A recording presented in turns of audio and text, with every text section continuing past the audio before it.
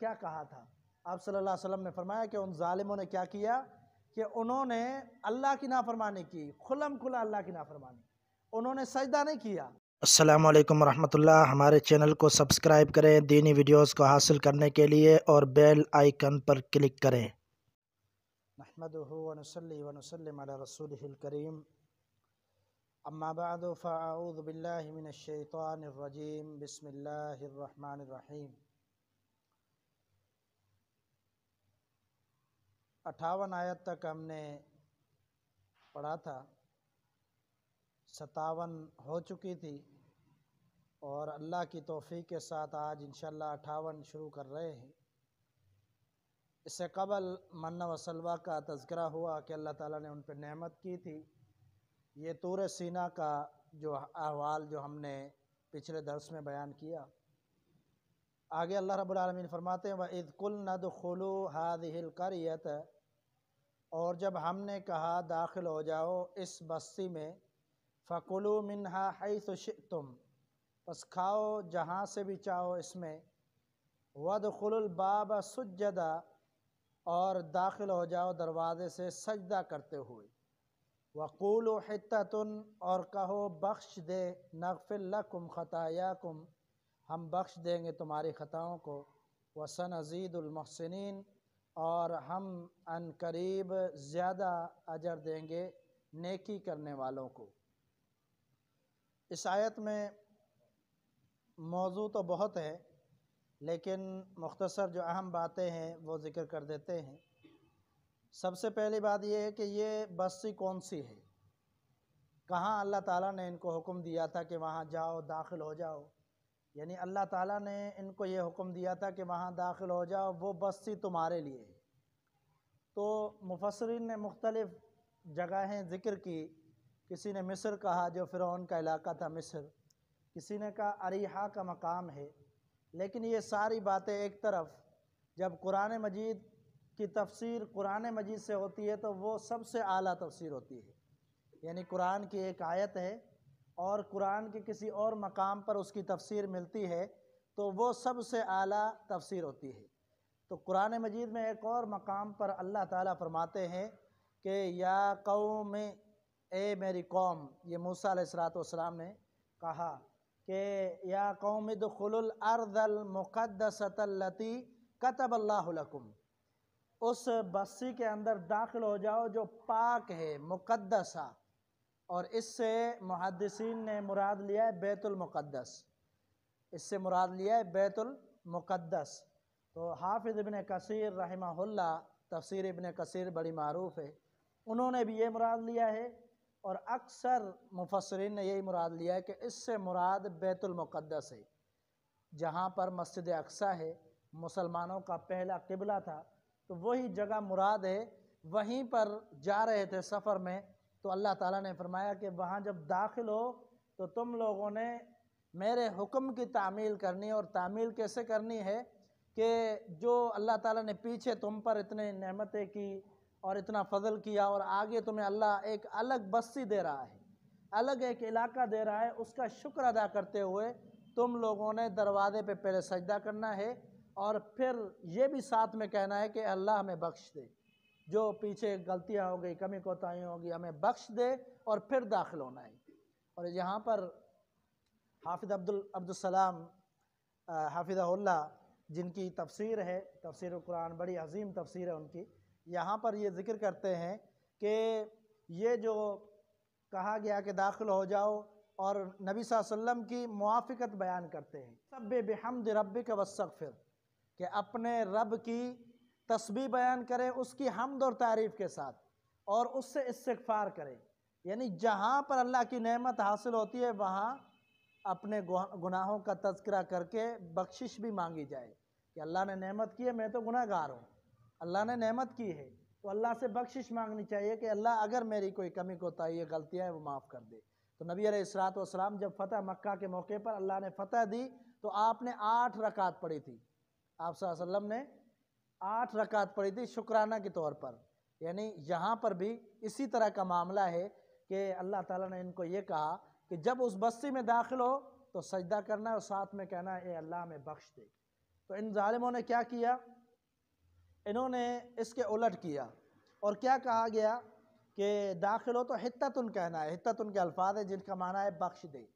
یہ مغفرت کا لفظ ہے، اس کا معنی یہی اکثر مفسرین نے کیا ہے کہ اس کا معنی ہے اے اللہ ہمیں بخش دے۔ تو حتتن کہتے ہوئے داخل ہونا ہے، لیکن انہوں نے کیا کیا؟ یہ نہیں کیا۔ وہ اگلی آیت میں آ رہا ہے، اس سے پہلے وَسَنَزِيدُ الْمُحْسِنِينَ الفاظ ہے کہ ہم احسان کرنے والوں کو، نیکی کرنے والوں کو بڑھا کر دیں گے۔ یہ تو نعمت ہے کہ تمہیں جگہ مل رہی ہے، علاقہ مل رہا ہے، لیکن جو نیکی کرنے والے ہوں گے اور احسان کرنے والے ہوں گے ان کو اور بڑھا کر دیں گے۔ یہ حسن کا معنی نیکی بھی ہوتا ہے، اور یہ احسان سے لیا گیا ہے، محسنین احسان کرنے والے یعنی نیکیاں کرنے والے۔ صحیح بخاری کی حدیث ہے، نبی علیہ السلام سے پوچھا گیا، آپ سے پوچھا گیا کہ احسان کا کیا معنی ہے؟ آپ صلی اللہ علیہ وسلم نے فرمایا کہ تو اللہ کی عبادت اس طرح کر کہ تو اللہ کو دیکھ رہا ہے، یعنی نماز پڑھے تو تو یہ تصور کر کے اللہ کو دیکھ رہا ہے، یعنی اتنا اخلاص ہونا چاہیے عبادت میں، اتنا نیکی میں اخلاص ہونا چاہیے، نیت خالص اللہ کی رضا کے لیے۔ لیکن اگر یہ نہیں کر سکتا تو کہ یہ تیری ذہن اور یہ پیدا ہو، یہ کیفیت ہو کہ اللہ کو دیکھ رہا ہے، تو پھر یہ سوچ کہ اللہ تجھے دیکھ رہا ہے، یعنی کسی صورت بھی نیکی کرنی ہے تو اس کے اندر اخلاص ہونا چاہیے، اللہ سے ڈرتے ہوئے اللہ کی رضا کے لیے نیکی کرنی چاہیے۔ تو جو نیکیاں کرنے والے، احسان کرنے والے، اللہ فرماتا ہے اس کو ہم بڑھا کر اور زیادہ نعمتیں دیں گے، جو کرتا رہے گا نیکیاں۔ اس کے بعد فرمایا کہ فَبَدَّلَ الَّذِينَ ظَلَمُوا، پس تبدیل کر دیا ان لوگوں نے جنہوں نے ظلم کیا، قَوْلًا غَيْرَ الَّذِي قِيلَ لَهُمْ، ان الفاظ کو، اس بات کو، اس کلمے کو، اس کے بدلے جو ان کو کہا گیا تھا، یعنی ان کو کہا گیا تھا کہ حتتن کہنا ہے، بخشش کا لفظ کہنا ہے، لیکن انہوں نے تبدیل کر دیا، انہوں نے سرکشی کی۔ فَأَنزَلْنَا عَلَى الَّذِينَ ظَلَمُوا، پس ہم نے نازل کیا ان پر جو انہوں نے ظلم کیا، رجزن عذاب، من السماء، آسمان سے، بما کانوا یفسقون، بسبب اس کے جو انہوں نے فسق کیا، جو انہوں نے گناہ کیا۔ تو یہ نبی صلی اللہ علیہ وسلم کی حدیث ہے صحیح بخاری کی، کہ یہ جو انہوں نے کیا کہا تھا، آپ صلی اللہ علیہ وسلم نے فرمایا کہ ان ظالموں نے کیا کیا کہ انہوں نے اللہ کی نافرمانی کی، کھلم کھلا اللہ کی نافرمانی۔ انہوں نے سجدہ نہیں کیا، بلکہ داخل ہوتے وقت وہ زمین پر بیٹھے اور گھسٹتے ہوئے اندر داخل ہوئے، نہ شکرانہ ادا کیا، نہ کوئی سجدہ کیا، اور نہ ہی اللہ کا شکر ادا کیا، نہ کوئی ایسے الفاظ کہے۔ آپ فرماتے ہیں، یہ صحیح بخاری کی حدیث ہے، نبی صاحب فرماتے ہیں کہ انہوں نے اس طرح کیا، اور حتتن کے بجائے انہوں نے کہا ہنتتن۔ اس کا معنی ہوتا ہے کہ ایک جو کا دانہ، ہنتتن ایک چھوٹا دانہ جو خوراک کہہ لیں یا گندم کا دانہ کہہ لیں، انہوں نے یہ الفاظ کہے اور اللہ کے حکم کا مذاق اڑایا، تو اللہ تعالیٰ سخت ناراض ہوا اور اللہ تعالیٰ نے ان پر عذاب بھیج دیا۔ اور وہ عذاب کون سا تھا؟ وہ بھی بہت ساری تفسیر کے اندر کسی نے کیا کہا، کسی نے کیا کہا، لیکن نبی علیہ السلام کی حدیث ہے، بنی اسرائیل میں اللہ تعالیٰ کا عذاب نازل ہوا طاعون،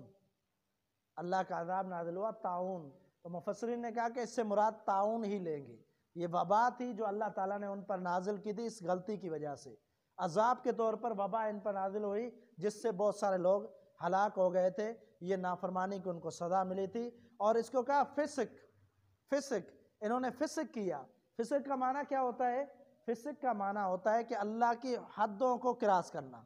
یہ اللہ کی حد ہے، اب اس کو جو تبدیل کر دے گا، اس کو توڑ دے گا تو وہ فاسق بن جائے گا، یعنی بہت بڑا گناہ گار۔ یعنی منافقین کے بارے میں بھی فاسق کہا گیا ہے، یعنی فسق کرنے والے، اللہ کی ایک حد ہے، اس حد کو کراس کرنے والے، توڑنے والے۔ آج کے درس کی آخری آیت، وَإِذِ اسْتَسْقَىٰ، اور جب موسیٰ علیہ السلام نے اللہ سے پانی طلب کیا، لِقَوْمِهِ، اپنی قوم کے لیے، فَقُلْ نَضْرِبْ بِعَصَاكَ الْحَجَرَ، تو ہم نے کہا کہ اس اپنی لاٹھی کو پتھر پر مارو۔ اللہ تعالیٰ نے حکم دیا کہ پانی چاہیے تو اپنی لاٹھی کو پتھر پر مارو۔ فَانْفَجَرَتْ مِنْهُ اثْنَتَا عَشْرَةَ عَيْنًا، پس پھوٹ پڑے اس سے 12 چشمے، پھوٹ پڑے اس سے 12 چشمے۔ یہ ایک طرح کا معجزہ بھی تھا، سیدنا موسیٰ علیہ السلام اللہ کے پیغمبر تھے، پیغمبروں کے معجزے بھی ہوتے ہیں اللہ تعالیٰ کی طرف سے، اللہ کے حکم سے ہوتے ہیں، وہ بھی اپنی مرضی سے پیغمبر کے معجزے نہیں ہوتے، بلکہ اچانک ایسا معجزہ نمودار ہوتا ہے جو اللہ تعالیٰ لوگوں کو دکھانا چاہتا ہے۔ تو یہاں پر موسیٰ علیہ السلام نے دعا مانگی، پانی نہیں تھا کہیں بھی، یہ سفر کر رہے تھے جو بیت المقدس کی طرف، تو اس وقت کی بات ہے کہ اللہ تعالیٰ سے انہوں نے دعا کی اور اللہ نے یہ حکم دیا، انہوں نے پتھر پر مارا تو 12 چشمے نکلے۔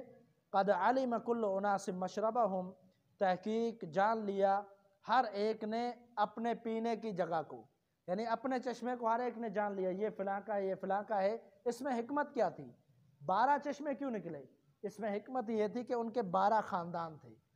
ان کے 12 خاندان تھے، اور ہر خاندان کے لیے ایک الگ چشمہ تھا تاکہ کوئی فتنہ نہ ہو، کوئی فساد نہ ہو، کوئی جھگڑا لڑائی نہ ہو۔ تو ان کے لیے اللہ تعالیٰ نے یہ آسانی کر دی۔ کلوا واشربوا من رزق اللہ، فرمایا کہ کھاؤ پیو اللہ کے رزق سے، ولا تعثوا فی الارض مفسدین، اور نہ پھرو زمین میں فساد پھیلانے والے، یعنی فساد نہ پھیلاؤ، بلکہ اللہ نے تمہیں رزق دیا ہے، اس رزق کو کھاؤ، اور اللہ نے تمہیں پانی دیا ہے، اس کو پیو، کسی پر سرکشی نہ کرو، ظلم نہ کرو، فتنہ نہ پھیلاؤ، اور لوگوں کا حق نہ مارو۔